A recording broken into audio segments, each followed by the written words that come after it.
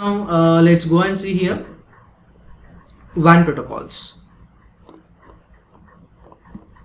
So WAN protocols is like, it is going to define the format of the data whenever you are sending a traffic on this specific interface. At that point of time, you will be using something called WAN protocols. Also, technically, it is going to refer it as an encapsulation. So encapsulation is nothing but converting the data from one format to another format. We call it as an encapsulation.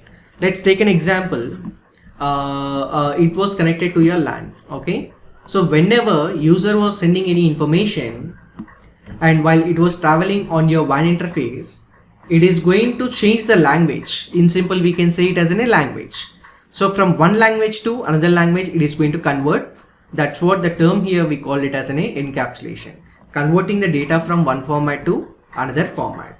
So in order to do this, there are two protocols which is responsible to run on your WAN links. One is HDLC and another one is PPP.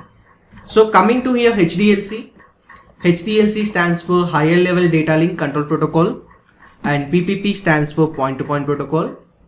By default on your Cisco devices, HDLC is going to run on Cisco devices because it is in a Cisco proprietary protocol. So whenever we say the proprietary, which means it is going to be run only on the Cisco devices.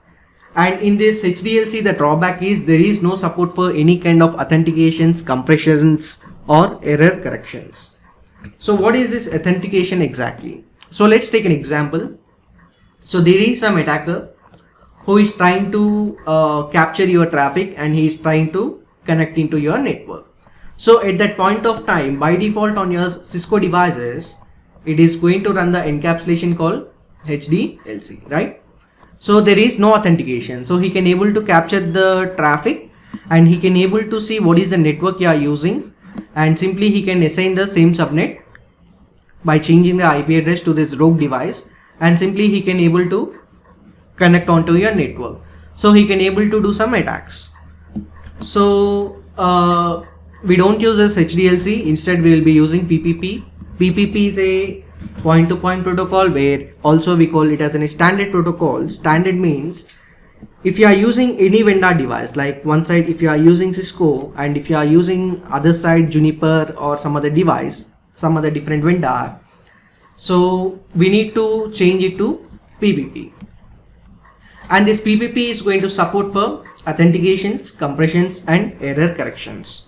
Okay, so if you are using two different vendor devices and if you are connecting together, at that point of time you need to change that encapsulation to PPP. So in order to verify what is the encapsulation it was running on your device, so simply you can log on to your device and you can say the command called show interfaces serial 0 by 0 by 0. Once you press enter, it is going to show you the encapsulation what we are using. So by default it was running on my serial interface. The encapsulation is HDLC. Okay, so now I'll change it to PPP. So in order to change it, simply log on to your interface serial 0 by 0 by 0 and you can say here encapsulation, and if you press question mark, it is going to ask you what kind of encapsulation you want to use. So here I decided to use here PPP. Once I press enter, your interface status will change to down. Now if you come back to the troubleshooting point here, whenever you see the status message is up and down, first reason is encapsulation mismatch. So let's go and verify here by using a command called show IP interface brief. See here, you will see the status message called up and down. So the first reason is here it was mismatching the encapsulation. If I verify by using a command called show interfaces serial 0 by 0 by 0, see here this side on router 1 it was using an encapsulation of PPP, and if I go to router 2 and if I verify same interface serial 0 by 0 by 0, this side it was using the encapsulation of HDLC.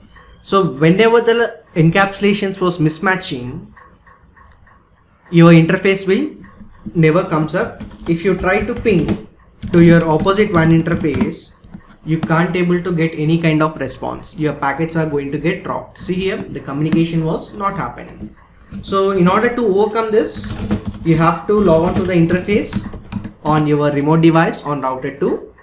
Here also you need to change encapsulation to PPP. So once you press enter, now your interface status will change to up. If you try to ping to your opposite WAN interface 10.0.0.1, this time I can able to get the response. So this is the way you can able to change the encapsulation, or we can say change the WAN protocols on your WAN links.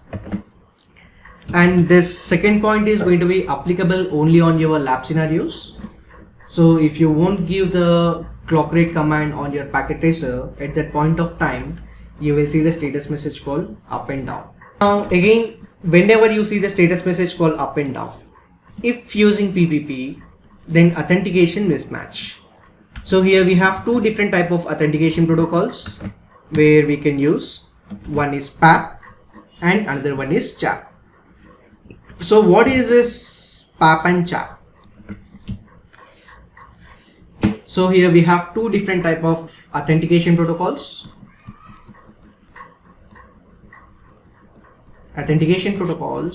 So one is PAP, stands for Password Authentication Protocol. And again here we have one more protocol called CHAP, stands for Challenging Handshake Authentication Protocol. So now we need to find out what is the difference between these two authentication protocols. So coming to the PAP will have two-way handshake, and whereas CHAP will have three-way handshake. So before discussing about this two-way handshake and three-way handshake, first we need to understand what is the difference between these two. Okay, so coming to the PAP, stands for Password Authentication Protocol. So whenever you are configuring the authentication between your WAN links, so in case of PAP, the password is going to be stored in a clear text. Where coming to the CHAP is going to use something called message digest file value, MD5 authentication, where the password is going to be in a encrypted format.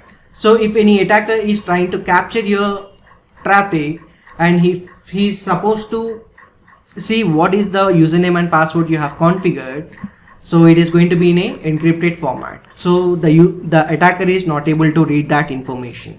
But in case of PAP, it is going to be in a clear text. So if someone is trying to capture your information, so at that point of time he can able to see what is the username and password you have configured. So comparing to the PAP and CHAP, CHAP is more secure comparing to the PAP. So now let's try to understand how we are going to configure this PAP and CHAP.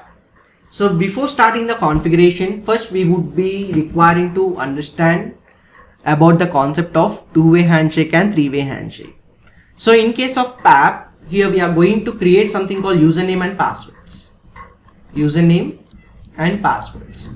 So whenever it is trying to establish the link between your remote device, so it is going to compare the username and password. So for that it is going to send a response sending the username and passwords, username and password. So this router is going to check on your remote end, and while it was comparing the username and password, if it matches, it is going to send a response. Okay, so it is going to accept the connection if it matches. If it doesn't matches, simply it is going to reject the connection. So there is no encryption will be used in this PAP. So coming to the CHAP, it is going to use something called three-way handshake process, which means whatever the username and passwords we have configured on this device, based upon that it is going to use some algorithms and it is going to generate some hash codes. Okay, so based on this hash codes, here also we are going to create some username and passwords. and by using some algorithms it is going to generate some hash codes. So after generating the hash codes, this device is going to send to your remote device as a challenge. So in this challenge, these devices are going to check the hash codes, whether the hashes has been modified or not. So if nothing has been modified, it is going to send a response saying that okay, I have compared the both codes, so there is no modifications has been done, so it is going to accept the connections. So in this response, if there is any modifications has been observed, simply it is going to reject the connection. So this is what two-way handshake and three-way handshake process.